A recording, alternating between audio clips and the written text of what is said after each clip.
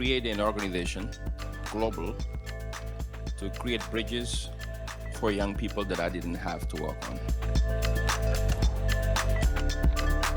Believing in humanity, but with action and saying we must hold ourselves accountable and we must do better. We must do better. Comment regarde-t-on le monde aujourd'hui et qu'est-ce qu'on veut qu'il devienne? Comment est-ce qu'on l'imagine?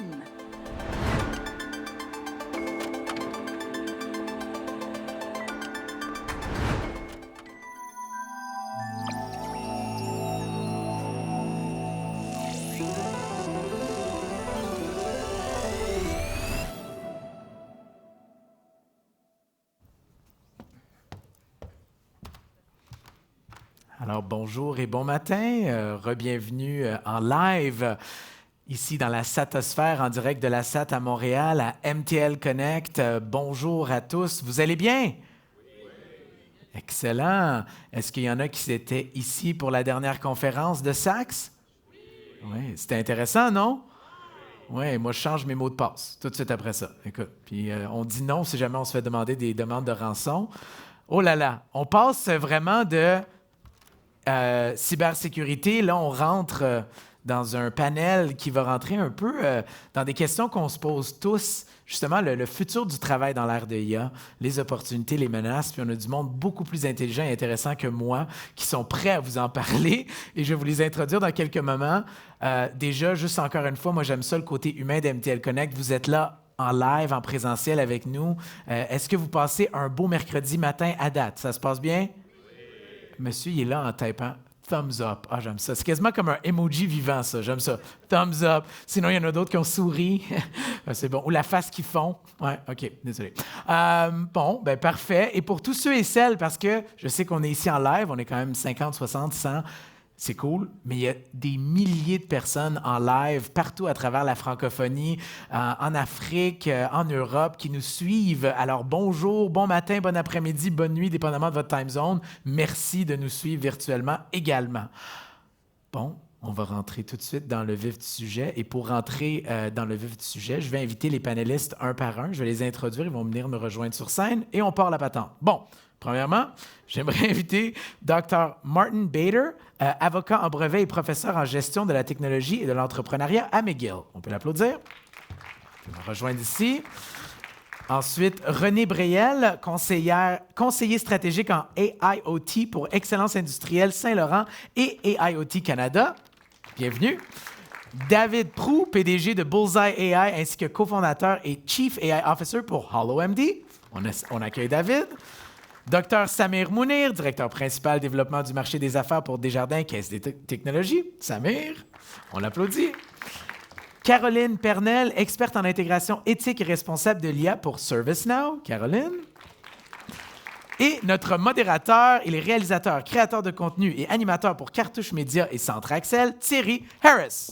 Bonjour tout le monde. Bonjour. Merci beaucoup. Merci à Desjardins aussi, il faut le souligner. Merci Samir qui est là de Desjardins, Lupin.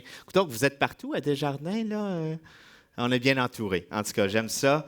Écoutez, merci d'être là. Moi, aujourd'hui, j'ai l'heureux job de pouvoir animer un panel avec des gens pour qui j'ai un grand respect, honnêtement. Donc, soyez à l'écoute.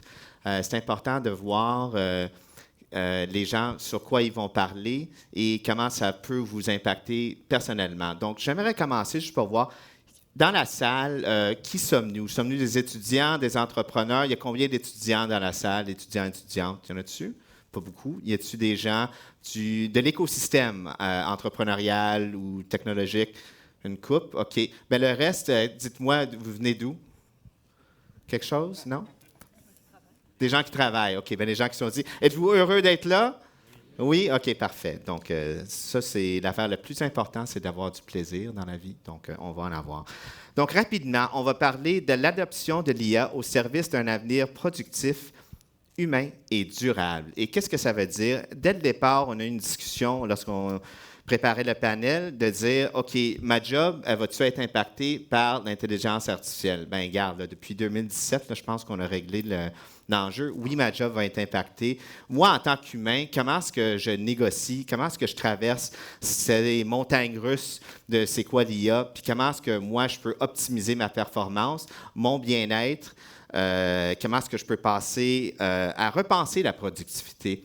Est-ce que je peux parler de l'automatisation à l'augmentation? Est-ce que je peux parler de leadership et culture organisationnelle lorsqu'on veut changer et transformer nos industries, nos business, nos SME, SMI, nos PME au Québec? Comment est-ce qu'on fait ça là, pour dire au monde que, hey, c'est important, puis si on veut se compétitionner sur l'échiquier mondial, bien, on doit faire attention parce qu'on va se faire voler le pion et rapidement en plus de ça. Donc, ça, on est là pour écouter ça. Mais aussi, on va parler de l'humain, le bien-être et l'équilibre. Moi, c'est très important, là, comme j'ai dit, c'est important d'avoir du plaisir.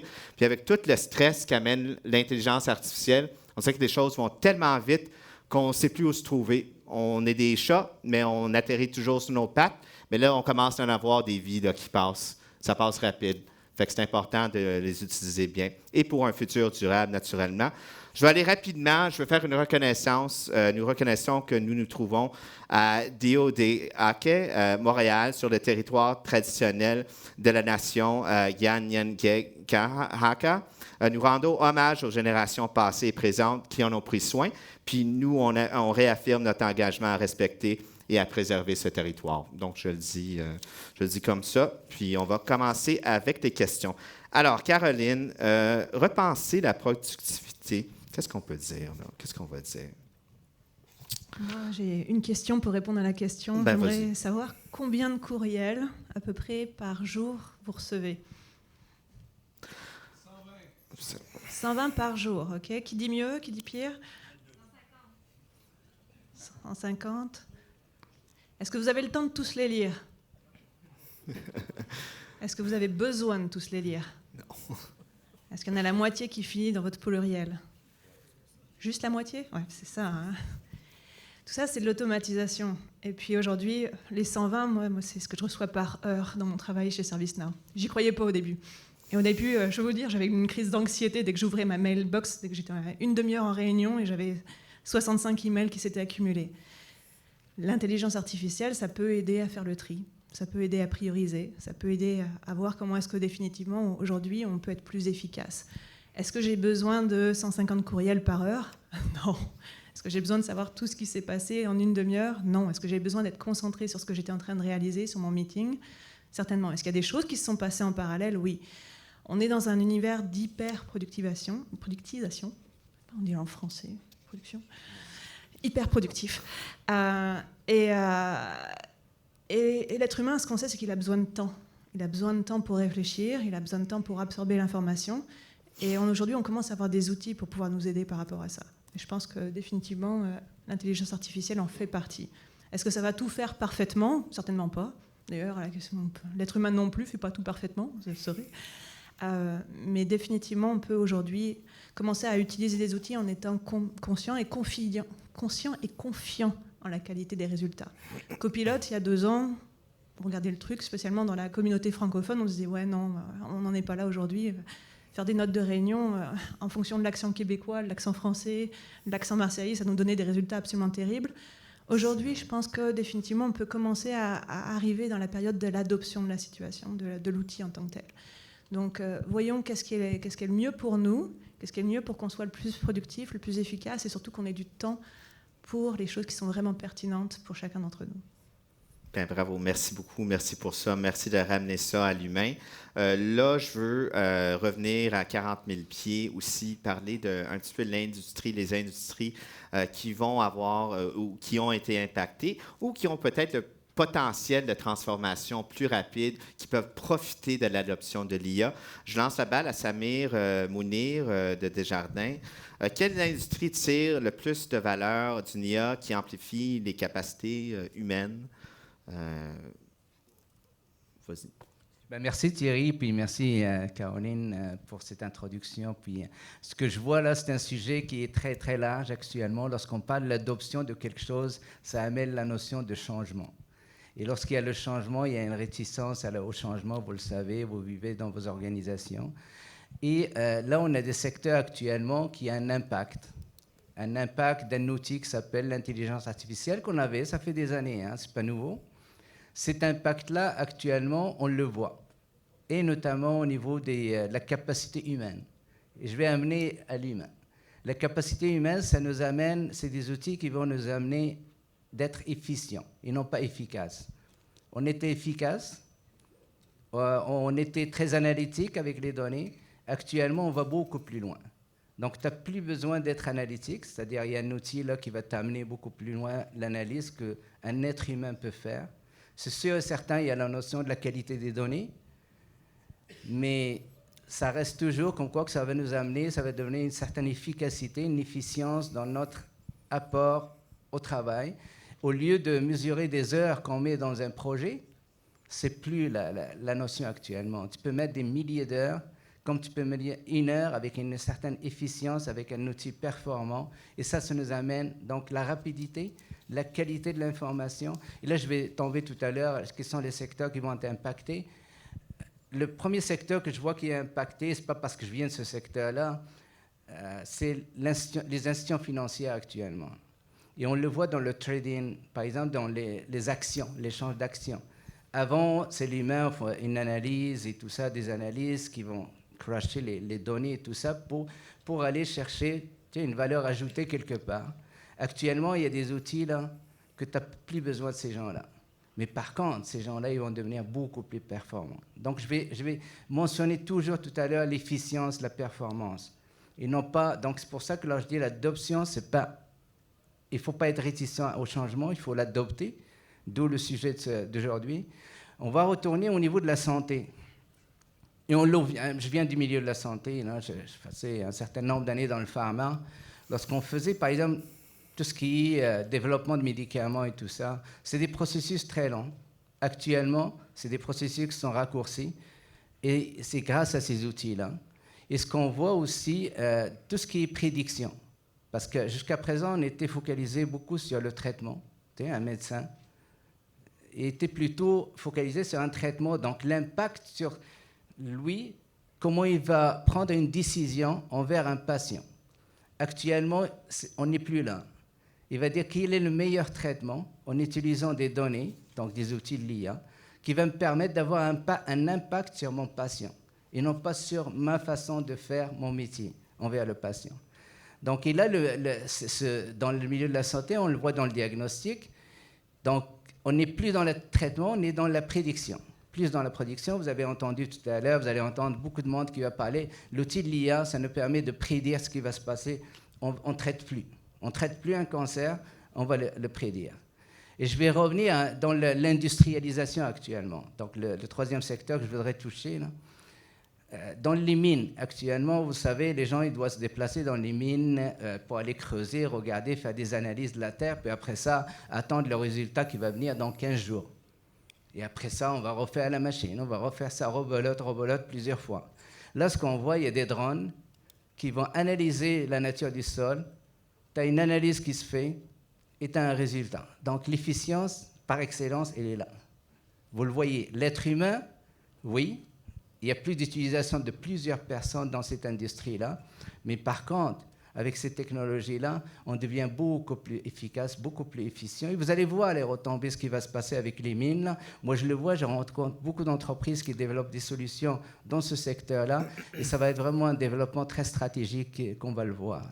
Je crois que dans l'automobile, je vais y aller rapidement dans l'automobile, et je vais donner l'exemple que vous connaissez tous, Tesla.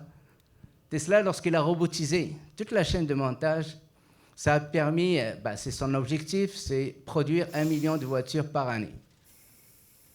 Et c'est ce qui se passe actuellement.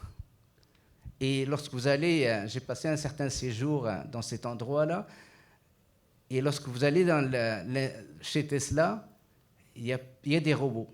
C'est des robots qui font... Donc l'industrie automobile, elle est en transformation. C'est pourquoi actuellement le parc automobile il est rempli de voitures. On n'a plus cette pénurie-là qu'on avait avant. Donc, on est dans l'efficience. Maintenant, il faut gérer cette efficience-là. Je crois que je vais arrêter là, Thierry. Ça va, merci Samir. C'est bon. Écoutez, on pourrait en parler, puis on va en parler d'ailleurs à un moment donné durant un autre colloque. Mais maintenant, j'aimerais passer la balle. On va y aller avec Dr. Martin Bader, en fait. Parce que je veux parler, là on a parlé parce qu'on va revenir avec David qui a un exemple tangible, là, lorsqu'on parlait de la santé, puis David va nous en parler. Mais je veux juste aller encore une fois à 40 000 pieds. Là, on parle d'une nouvelle technologie. Puis là, il y a des enjeux éthiques, il y a des enjeux militaires, il y a des enjeux de données, il y a des enjeux de privacy aussi. Puis là, on veut essayer de profiter d'avoir des brevets pour tenter de bâtir des business à partir de l'intelligence artificielle et des technologies de l'intelligence artificielle. Donc, M. Bader, qui est un expert mondial là, dans le sujet, qui nous arrive ici de l'Université McGill, passant par la Suisse, comment la propriété intellectuelle responsable peut-elle inspirer une culture éthique et créative de l'IA? Merci Thierry pour cette question. Comme je suis suisse, je parle un peu plus lentement que mes prédécesseurs. Bon, avec la propriété intellectuelle, c'est plutôt un concept social. C'est pas la nature, ce ne sont pas les lois de la nature, ce sont des lois des sociétés. Alors si une société change ou la technologie change, on peut aussi penser, peut-être c'est une bonne idée de réfléchir s'il faut changer ou adapter la loi. Ou si le conscience qu'on a eu jusqu'à aujourd'hui fonctionne encore assez bien pour ce qu'on attend en futur. Et si je peux faire un exemple, je pense que tout le monde ici a essayé de travailler avec les nouveaux modèles pour faire des choses, disons, créatives. Et on peut faire ça, et pour beaucoup de gens, ça semble assez bien. Et ces modèles-là, bien sûr, sont entraînés avec la créativité de nous, hein, avec des résultats qu'on a produits jusque-là. Et si on pense de la future, on peut dire, OK, qu'est-ce qu'on veut en futur? Est-ce qu'on veut que ce sont seulement à la fin des machines qui font des choses nouvelles, créatives? Est-ce qu'on laisse ça passer à nous? Ou est-ce qu'on pense, OK, peut-être c'est une bonne idée de garder un peu pour nous. Et si on a ça comme idée, on peut penser de la domaine open source, ou aussi, si je suis une entreprise, peut-être j'aime bien utiliser les trucs open source, mais à la fin, pour gérer ma entreprise, aussi dans un sens économique, il faut que je garde quelque chose exclusif pour moi. Sinon, je ne peux pas l'opérationnaliser et monétariser. Et si on prend ça comme seulement un exemple, je ne veux pas dire que c'est la meilleure raison de le faire, mais comme exemple, on peut aussi dire peut-être c'est bon d'utiliser les machines, et c'est ce que vient de là, pour augmenter, pour complémenter ce qu'on fait, mais d'un point de vue social, de société sociale, peut-être c'est aussi une bonne idée de penser qu'est-ce qu'on peut garder pour nous. Est-ce qu'on veut garder peut-être la créativité, un peu de créativité pour nous, exclusive pour nous? Et si tu veux ça, il faut probablement adapter les lois qui sont en place. Ça dépend un peu de la région où on est. Mais, et ça, c'est un chemin un peu différent parce que normalement, on attend la jurisprudence et après, les juges adaptent la loi. Et là, je pense, parce que c'est un développement si vite, peut-être c'est une bonne idée de faire un truc extra et de repenser les fondements des lois qui sont en place et le consensus dans la société à cause de ça.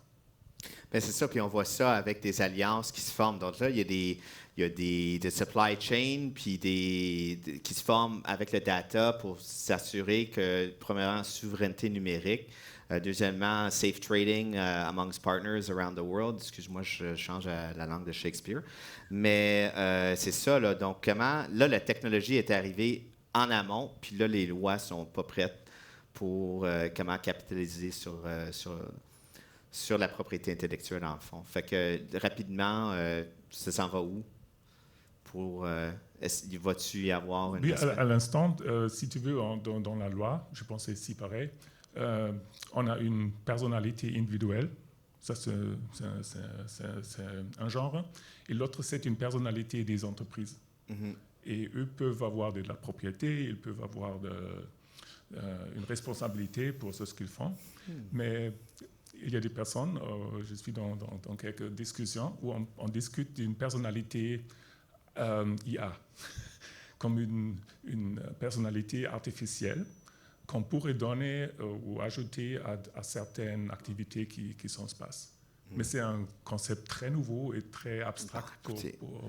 C'est révolution, hein, fait qu'on est là pour ça. Donc, c'est très bien. Écoutez, merci Martin. Je vais passer à René avant de revenir avec David avec un tangible, parce que c'est important de savoir qu'il y a des organisations qui poussent pour une transformation numérique. Ça fait des années qu'ils sont là. On les connaît, c'est des guerriers qui sont bien rodés dans l'industrie, puis on est bien chanceux de les avoir, ces gens-là, parce que sans eux, l'écosystème s'en va déjà un petit peu partout, mais au moins, il y a un point de chute qui a une vue d'ensemble et une vision de qu'est-ce que le Canada pourrait être là, en termes de superpuissance en IA. Mais pour l'instant, il faut adopter ça dans nos industries.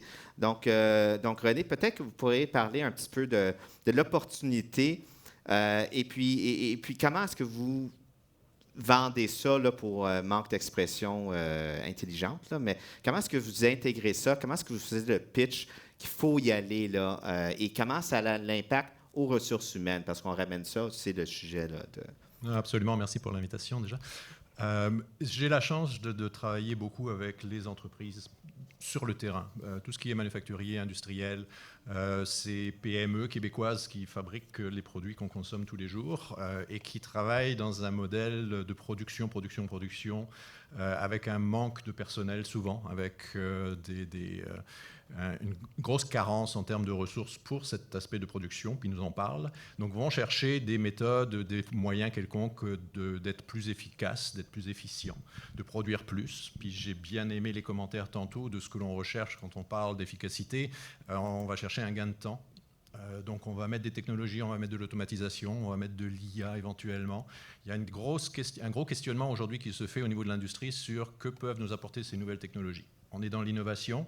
Les entrepreneurs industriels, souvent, n'ont pas énormément de temps pour faire de la veille technologique. Ça avance extrêmement rapidement. Donc, ils ont besoin de conseils, de support, de services pour être guidés vers l'application de ces technologies-là au mieux de leurs connaissances et de leurs compétences, et surtout du personnel qu'ils ont en place. On est en train de se dire, oui, les technologies vont remplacer les humains sur les chaînes de fabrication et dans les usines. Moi, je vois complètement l'inverse, c'est-à-dire qu'on manque de ressources, on manque de personnel. Donc, on va mettre de l'automatisation, oui, pour produire plus, mais souvent pour remettre en fonction une des lignes qui a été mise à l'arrêt parce qu'on n'avait pas assez de personnel pour la faire tourner. Donc, cette automatisation aujourd'hui va améliorer, va augmenter la capacité des entreprises, va leur permettre d'avoir une meilleure performance, une meilleure qualité, une meilleure sécurité, une meilleure conformité, qui sont tous des piliers au niveau de la valeur de l'utilisation de ces technologies.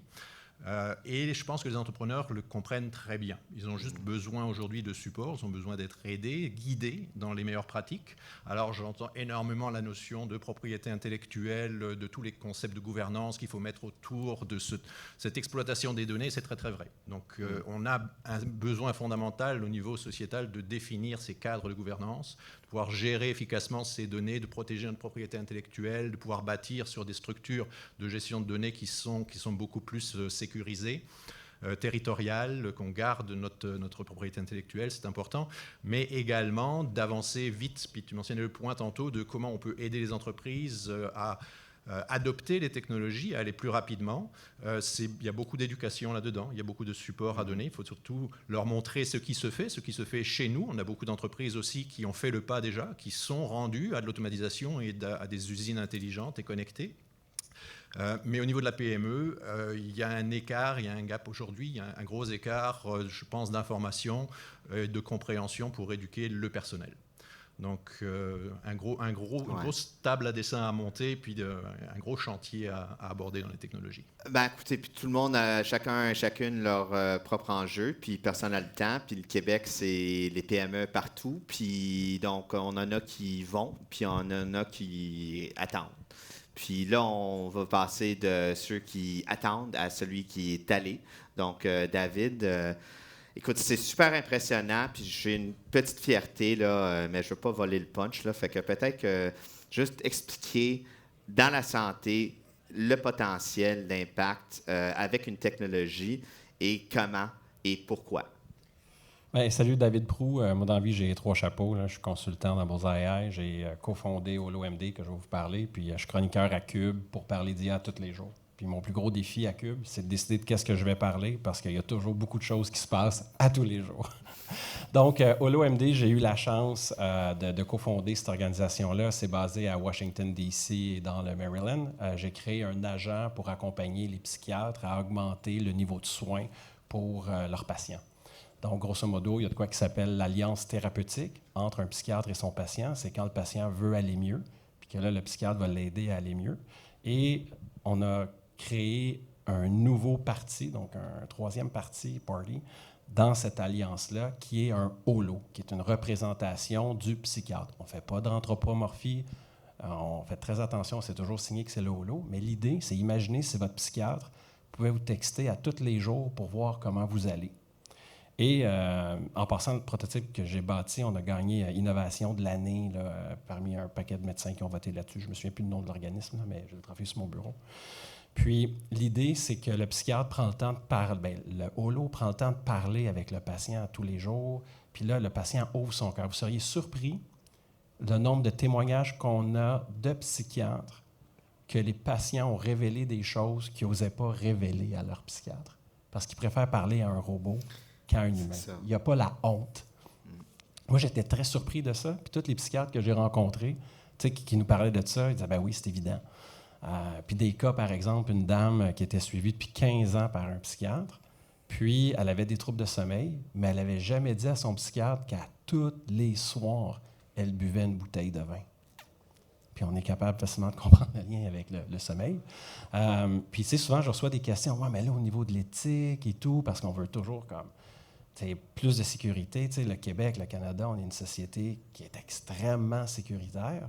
Puis moi, on a juste 1300 patients parce qu'on fait l'adoption tranquillement, mais on a déjà 2 patients qui se sont self-report, qui ont été eux-mêmes à l'urgence parce que leur holo leur a dit « tu vas pas bien, là. Tu devrais aller à l'urgence ». Donc, ces 2 patients-là, c'est des patients qu'on a aidés énormément. Si on décide de faire de l'éthique pendant 5 ans, c'est 50 patients qu'on ne peut pas aider. Donc, il y a un juste milieu. Tu sais, s'il y a une phrase, moi, qui m'a brûlé pendant la COVID, c'est « on n'est jamais trop prudent ». Tu peux être trop prudent parce que ton excès de prudence a des effets collatéraux. Puis ma plus grande fierté après ma femme puis mes enfants, c'est qu'on est au-dessus de 100 000 conversations, puis il y a eu 0 hallucination. Ça, je suis vraiment content. Ben écoute, David, merci. Puis ça, c'est ça, là. C'est traverser de l'entreprise vers son client ou l'utilisateur. Moi, je suis au Centre Accès, donc nous, c'est Santé mentale numérique. On parle de pérennisation de la recherche vers la clinique. On ne parle pas de commercialisation parce qu'on veut que ça soit pérenne. Mais là, ce qu'on remarque, c'est que le besoin est tellement grand qu'il y a des gens, et c'est nos voisins du Sud, puis je ne sais pas pourquoi on ne le fait pas ici. Peut-être qu'il y a des gens qui sont à l'écoute, qui sont dans l'écosystème, qui pourraient venir me jaser, puis ça me ferait plaisir de poser la question. Parce que nous autres aussi, on a des besoins, et puis on pourrait utiliser les technologies que que David est en train de parler. Il y a un test case aux États-Unis. On sait ce qui se passe là, chez nos voisins du Sud. Paquet d'affaires avec la santé mentale qui sont reliées à ça. Donc là, on commence à parler de la juxtaposition entre l'entreprise et les effets sur l'humain. Puis nous, c'est ça, là, de quoi qu'on parle maintenant. Fait que je vais relancer question générale. Par contre, parce que les gens sont encore touchés là-dessus, dans une culture organisationnelle, comment est-ce qu'on peut bâtir une culture de confiance et d'expérimentation autour de l'intelligence artificielle? N'importe qui veut y aller, je vous laisse le micro, comme vous le sentez. Pour exiger l'innovation ou l'expérimentation, il faut accorder le droit à l'erreur. Puis je crois que dans notre culture ici, lorsque quelqu'un se plante, quelqu'un fait faillite, il y a un stigma, il y a une marque. Il est inférieur. Aux États-Unis, tu fais faillite. OK, c'est quoi ton prochain projet? Ouais. C'est what's next? Donc, il y a cette culture-là. Puis en même temps, on peut innover de façon intelligente. Moi, en ce moment, j'ai un feature que je sais qui marche, mais il est tellement complexe que je veux au moins 1000 ans de conversation avec un patient synthétique, avec un autre AI as a judge, pour être sûr à 100% qu'il ne va pas déraper. Donc, tu sais, tu peux innover pour avoir ton bêta, puis ensuite, tu t'occupes de la sécurité. Puis là, les gens vont... Ah, vas-y. Mais ça, c'est-tu le marché qui le demande ou c'est David qui le demande parce que David a une conscience puis il veut pas péter... Ben, tu sais, je faisais la blague tantôt à quelqu'un. Le sport préféré des Américains après le football, c'est la poursuite. Donc, c'est se poursuivre les uns les autres. Donc, le système là-bas te donne le droit d'innover, mais if you messed up, tu n'as plus de maison. Ouais. Alors qu'ici, vraiment, ce qui se passe, puis il y a des exemples concrets que je ne prendrai pas, ton oncle fait partie d'un ordre qui connaît quelqu'un au parti, puis là, bien que tu n'as plus le droit de rien faire en IA, il y a une loi spéciale qui passe pour te donner tant de millions pour faire tel projet. Donc là, tu as toute la partie de charmer l'ordre professionnel, puis toute la partie de lobby, puis c'est comme les vrais innovants, ils font comme « je joue pas à cette game-là, je m'en vais ailleurs ». C'est la politique. Vas-y, Samir. Pardon, Caroline ou Samir. Caroline. Ben, vas-y, Caroline, parce que... Nous, il y a une chose que j'aime beaucoup qu'on fait dans la partie adoption. Donc, on a tout un groupe de R&D qui travaille sur l'innovation. On a l'engineering qui s'assure que l'innovation tienne la route. Et mon équipe, en fait, on s'occupe vraiment de l'adoption au niveau du client. Donc, il y a la gestion du changement et ainsi de suite. Donc, l'idée, c'est vraiment de dire, ce qu'on va faire, c'est qu'on va prendre une copie de votre système en production. On va le mettre dans un carré de sable, on fait une copie et on va vous installer finalement tous les nouveaux features pour vous montrer comment ça marche. Dans le sens que ce que vous allez pouvoir faire, vous allez pouvoir expérimenter, vous allez comprendre c'est quoi les bonnes pratiques pour finalement dire est-ce que oui ou non c'est quelque chose qu'on veut pousser en production. Donc vous avez le choix, vous avez le libre arbitre par rapport à ces nouvelles technologies qui existent aujourd'hui. Et je pense que ça permet justement d'améliorer cette phase de gestion du changement, de dire ok, on nous vend des tonnes de nouveaux features à toutes les 3 minutes. L'intelligence artificielle, ça va très très très vite. On parlait d'un cycle d'innovation qui était rendu aux 3 mois à la place aux 6 mois quand j'ai fait une conférence chez Radio-Canada il y a 2 ans. Donc tout va très très vite. On n'a pas le temps d'absorber cette nouveauté, cette innovation-là.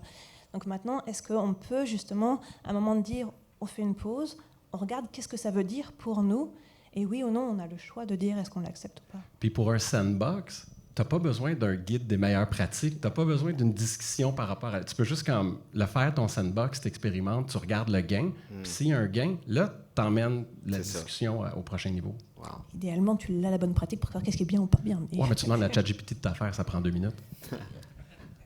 C'est ça. Je vais mettre un bémol à ce que l'avait dit David, puis c'est sûr et certain, vous avez entendu la nouvelle comme quoi qu'il y a quelqu'un qui a utilisé ChatGPT, ça l'a amené à un suicide.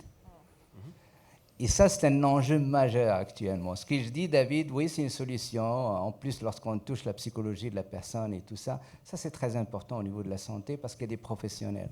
C'est sûr et certain, je ne vais pas te challenger, David, là, mais je ne vais pas le faire. C'est sûr et certain, il y a des professionnels qui encadrent ce qu'il fait David, ce qu'il fait, peut-être l'interaction, j'imagine, avec un chatbot et tout ça dans ta solution. Mais là, ce que je vais revenir un petit peu... qu'est-ce qu'on va faire avec les entreprises actuellement pour accélérer l'adoption de l'IA, parce qu'on est là. C'est sûr et certain, ce qu'on a fait jusqu'à présent, on va amener des nouvelles technologies, des innovations, puis on va essayer de les imposer. Actuellement, ce qu'il faudrait faire, c'est plutôt intégrer une autre façon de faire au sein des entreprises, c'est amener des agents d'accompagnement, d'intégration de ces solutions-là. Et ce qu'on ne fait pas actuellement. Actuellement, on va prendre une solution IA, on va faire apps, whatever. Là. Un CRM, actuellement, les CRM, ils ne sont pas intelligents. Il y a des CRM qui sont super intelligents actuellement, qui vont extraire toute l'information, tu n'as plus besoin de pianoter. Et ça, c'est un accompagnement, une efficience que tu amènes à l'entreprise, là, parce que tu améliores tes chiffres financiers et tout ça. Là. Donc, moi, ce que je suggère aux entreprises, intégrer quelqu'un, lorsque vous amenez une solution, amener quelqu'un qui va accompagner les employés, n'importe qui va adopter cette solution-là. Et l'adoption va se faire en douceur, pas avec une anarchie. Là. Et l'aspect d'éthique et tout ça, la gouvernance et tout ça, c'est sûr et certain, il faut l'exploiter, il faut le garder autour de soi. Parce que l'IA actuellement, il va y avoir un manque de contrôle, et on le voit actuellement. On voit des cas, j'ai mentionné le cas de suicide, on voit des cas par exemple, de bris de certains appareils lorsque vous avez fait au niveau des chaînes de montage et tout ça, lorsqu'on parle de prédiction.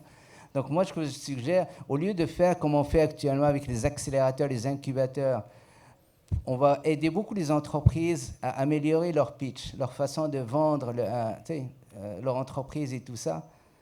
Intégrer à l'intérieur de ça aussi une notion d'accompagnement, d'intégration de nouvelles technologies qui s'appellent l'IA, whatever, name it, IoT, IA, ce que vous voulez, là, mais quelque chose qui est nouveau actuellement, qui est basé sur des données et qui est basé sur une analyse et qui t'amène beaucoup plus loin dans ta décision finale. Parce qu'au fond, là, ces outils-là, ils nous permettent d'avoir une décision rapide et très juste, avec très peu peut-être d'erreurs, contrairement à ce qu'on faisait avant. Peut-être juste rajouter quelque chose au niveau industriel où effectivement, mettre un sandbox, c'est pas mal plus compliqué, ça coûte beaucoup plus cher avec des machines de production. L'approche que l'on voit, les exécutifs au niveau des entreprises de fabrication, etc., comprennent très très bien qu'il faut innover. Innover, ça arrive avec une notion de risque. Le problème, c'est que le personnel dans les usines, cette prise de risque, ils n'osent pas vraiment la faire s'ils n'ont pas un aval de la haute direction. Donc pour moi, cette adoption-là va passer par une communication qui part d'en haut, de la haute direction, à l'ensemble du personnel pour dire oui, l'IA, c'est une bonne chose, il faut qu'on l'adresse, il faut qu'on en parle, il faut qu'on l'utilise. On va faire des erreurs, on va se planter, c'est pas très très grave, il faut apprendre, il faut communiquer ce message-là à l'ensemble des travailleurs et des gens qui sont sur le terrain, parce que souvent ils n'osent pas trop. Ils se disent, ouais, je veux pas faire une erreur, je veux pas bloquer la ligne de production, je veux pas essayer telle ou telle chose, je n'ose pas amener une nouvelle idée au board ou à la direction parce que je sais pas comment je vais être traité. Donc il y a tout un message de confiance à donner sur, non pas seulement l'IA, mais cette approche d'innovation dans les entreprises, je pense. Puis pour bouncer sur vos deux idées, là, ou pour continuer, sauter, je ne sais pas, peu importe. Par rapport à l'accompagnement, cet été, il y a une super belle étude du MIT qui a buzzé énormément. Là. Le titre était un peu fort, là, qui disait que 95% des projets d'IA échouent en entreprise. Puis quand on lit le rapport, ça montre que les projets qui ont eu de l'accompagnement, ça double les chances de succès, carrément. Et vous pouvez voir le genre de projet qui fonctionne, puis le genre de projet qui ne fonctionne pas. Donc, on est là à vouloir créer un IA qui va être comme l'assistant IA de Batman ou d'Iron Man, qu'en fait, ce que ça peut faire, c'est rentrer les factures, de remplacer la personne de la comptabilité. Puis toutes les tâches qu'on n'aime pas faire. C'est pour un gars qui fait de la radio, je dis toutes les tâches que tu peux faire en écoutant la radio, c'est pas mal les tâches que tu peux automatiser au niveau du travail d'entrée de données. Parce que, on est une interface, nos yeux reçoivent du data, nos doigts rendent du data, on est un API qui fonctionne au carbone. Puis, il faut juste comme remplacer ça par d'autres choses, puis l'automatiser, puis sauver les coûts. Là. Martin, do you want to say something? J'aimerais bien, oui. Merci. Je voulais ajouter à votre argument là, dans la côté de la gestion d'innovation dans une entreprise, et c'est ça ce qu'on en parle, je pense, il y a une expérience comment on peut le faire. Et l'un est que tu utilises le potentiel de tes gens. Alors, tu dis, bon, fais ce que tu veux, peut-être il y a besoin des règles, mais peut-être il n'y a pas trop de règles. Tu décentralises la puissance créative de tes gens, de tes employés, et avec un trial and error approach. Et à la même temps, ça n'arrête pas à ça, parce qu'il faut aussi, je pense, une côté stratégique de top-down. Mais là, si tu veux changer des trucs trop vite, une manière de le faire est, par exemple, tu as mentionné Tesla, l'exemple de Tesla. Par exemple, si tu as déjà une production qui est ici, qui va bien, tu peux aussi penser, OK, je le laisse comme elle est, mais j'ouvre une nouvelle. Si tu as la capacité, tu ouvres une nouvelle production. Et là, tu prends les gens qui veulent s'engager. Là, tu le fais nouveau dans un sens, tu as changé des process. En fait, il ne faut pas changer le process, tu le crées dans une manière que ça marche directement. Et quand tu as assez de l'expérience là, tu peux penser d'un transfert dans ta région traditionnelle. Ouais. Ben, c'est le fun parce que là, c'est plus juste les ingénieurs qui peuvent avoir du fun avec ça. Là, on peut être créatif, puis c'est n'importe qui peut avoir accès. Donc, la créativité et la productivité, ça va être quelque chose, là, les mesures de succès. Peut-être l'impact au bien-être aussi, pourquoi pas? Parce que tant qu'à faire, rappelez-vous, l'important, c'est de s'amuser dans la vie. Là. Fait que faut pas juste... Donc, ça, c'est très intéressant. Écoutez, c'est le temps des questions pour vous, pour l'audience, parce que moi, j'en ai assez dit, puis j'aimerais vous entendre. Donc, s'il y a des questions, vous pouvez vous présenter au micro, puis en poser, puis on va terminer ça là-dessus. Bonjour. Question peut-être pour mon ami et cofondateur d'IoT Canada, René Breuel, mais ça s'adresse à tout le monde. On a parlé beaucoup de l'innovation qui est issue des petites entreprises, les entreprises d'ici. Mais est-ce qu'il y aurait un moyen de conseiller, advise un peu les paliers gouvernementaux pour diriger un peu l'innovation et pour rester pertinent dans la scène internationale?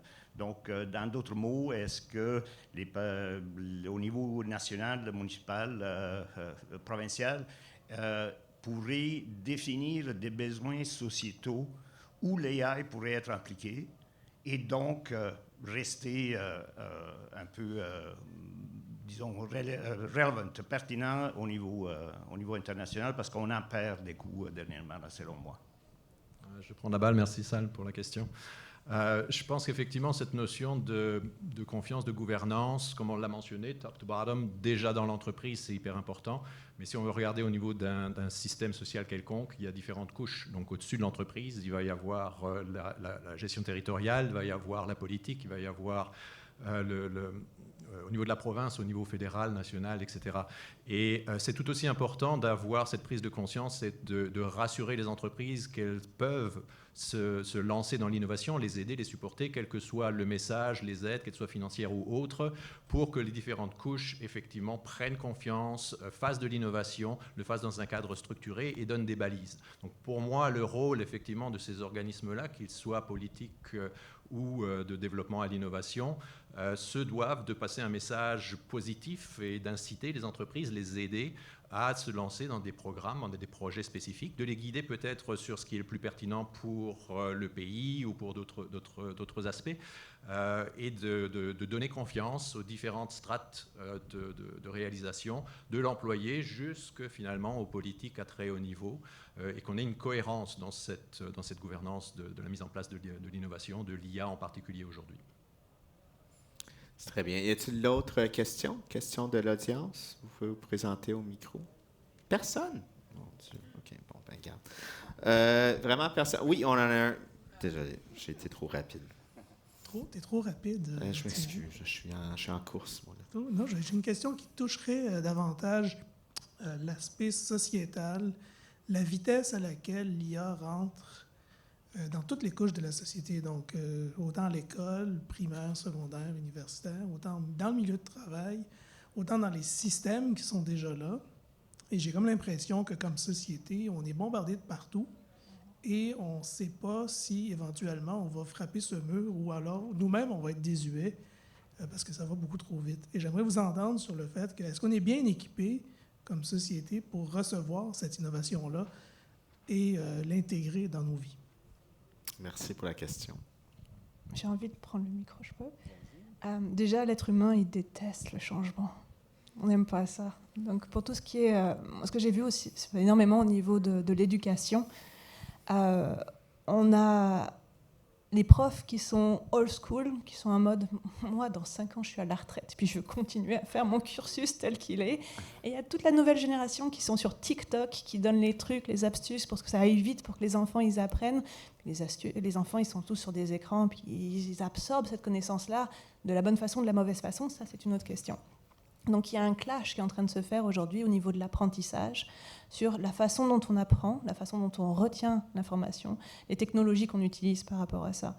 Ça, il y a énormément de choses qui sont en train de faire. Puis je vous encourage énormément, si ça vous intéresse, à faire il y a des conférences sur le serious play, le jeu sérieux, pour comprendre comment est-ce qu'on peut aujourd'hui... Serious play. Oui. Ouais. C'est comme ça que Ça, ça a été fondé par Lego à la base, c'est génial, mais c'est comment est-ce qu'on incorpore le jeu en fait pour une meilleure rétention de l'information au final. Et j'ai trouvé ça fascinant parce qu'en tant que stratégiste en intelligence artificielle pour CAE, dans une vie précédente, l'objectif c'était de dire qu'il fallait qu'on entraîne des pilotes ou des médecins, on avait 2 branches, mais aussi il fallait que ces pilotes ou ces médecins-là qui soient entraînés, ils ont quand même énormément de temps de formation à passer, mais il faut qu'ils retiennent l'information à la fin. On ne fait pas juste 20 heures de formation par année pour 20 heures de formation. Là, sur le terrain, il faut que ce soit pertinent, utile pour vous.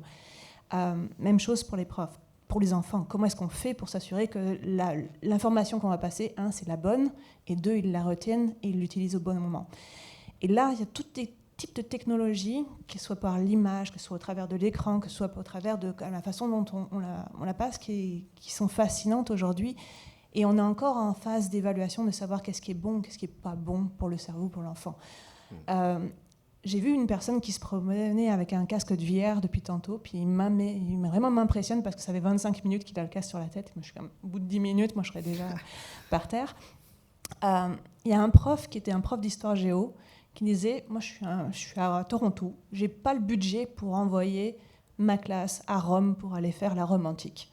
Par contre, j'ai le budget pour avoir 5 casques VR, dire à mes enfants, on va faire un avatar ensemble, on regarde un petit peu c'était quoi le style de vie à l'époque, on s'habille, hop, on fait 5 séances en même temps et on va se promener dans une arène pour voir les gladiateurs, pour voir comment ça se passe et ainsi de suite.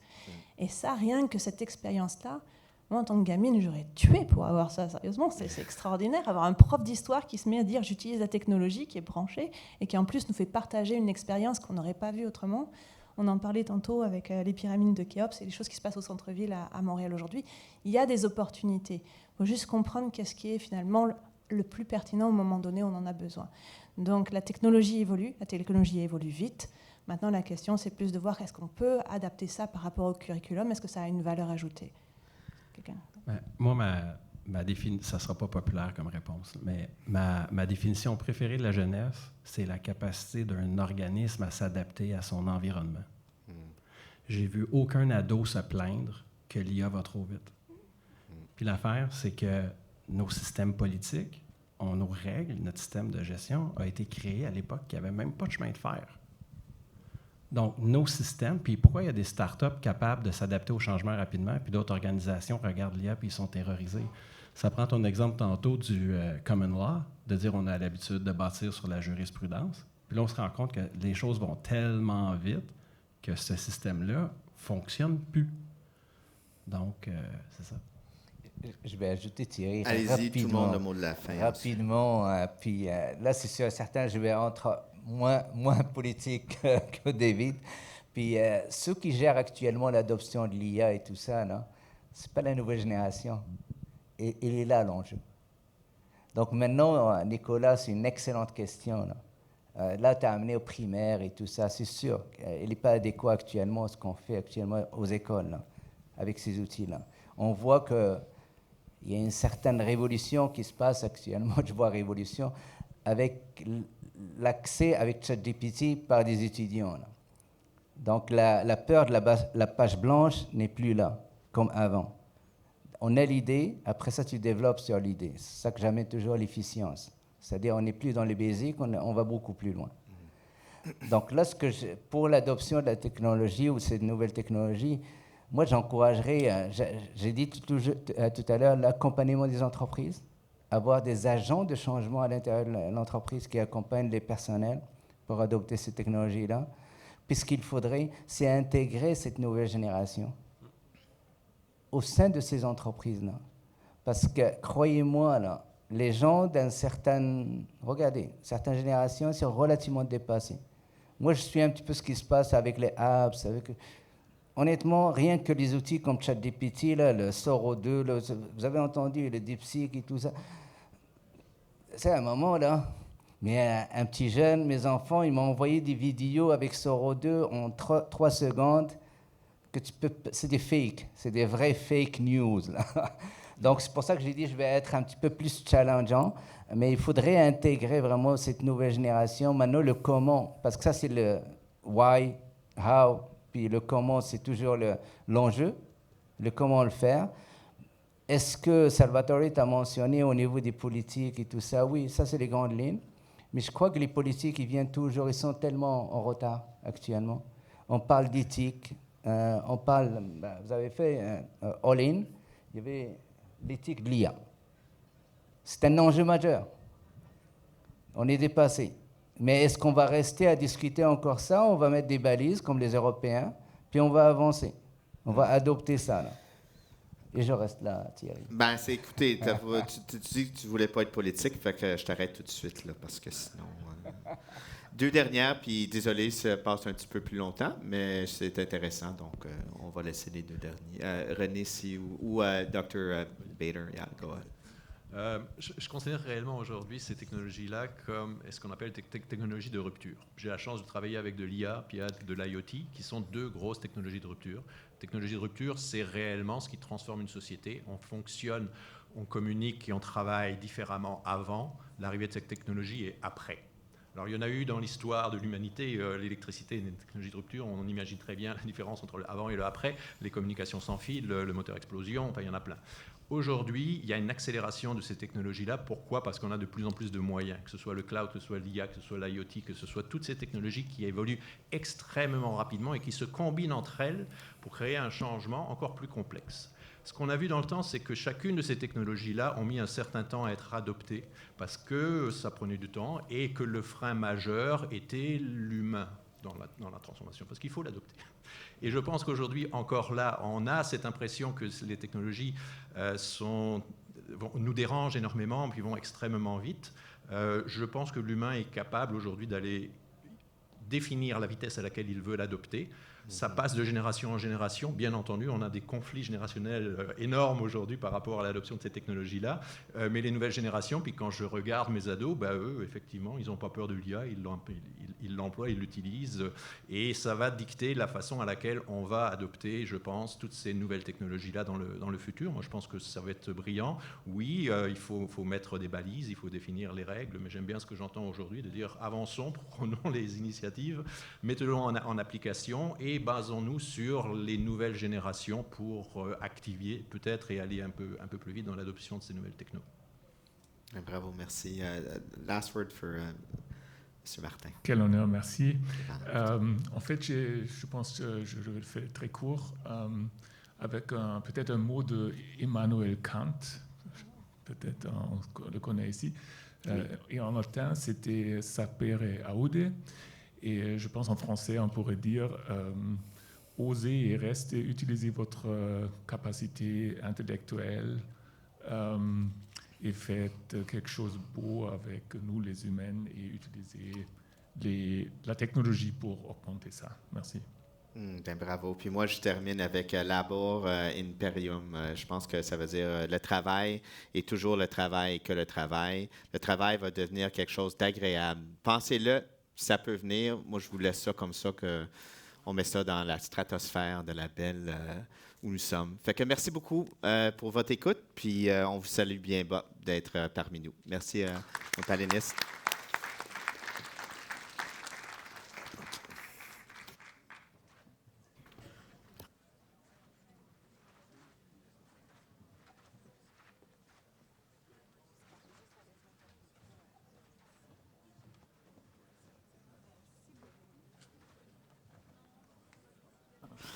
Alors, merci beaucoup à nos panélistes et notre modérateur Thierry. Alors, sans plus tarder, on va prendre une pause pour le petit lunch. C'est le temps d'aller manger. On va reprendre avec une conférence interactive à 12h30 ici. Vous ne voulez pas manquer ça, mais quand même, on veut manger. Ça vous donne 37 minutes. Si vous n'avez pas amené de lunch, je vous suggère la centrale juste en face. Il y a plusieurs options sous un même toit de restaurateurs montréalais. Je vois que ça quitte déjà. Donc, sur ce, à tous nos internautes qui nous regardent en ligne, au revoir, bonne pause. Et on se retrouve dans la scène ici à la Stratosphère à 12h30. À tout de suite.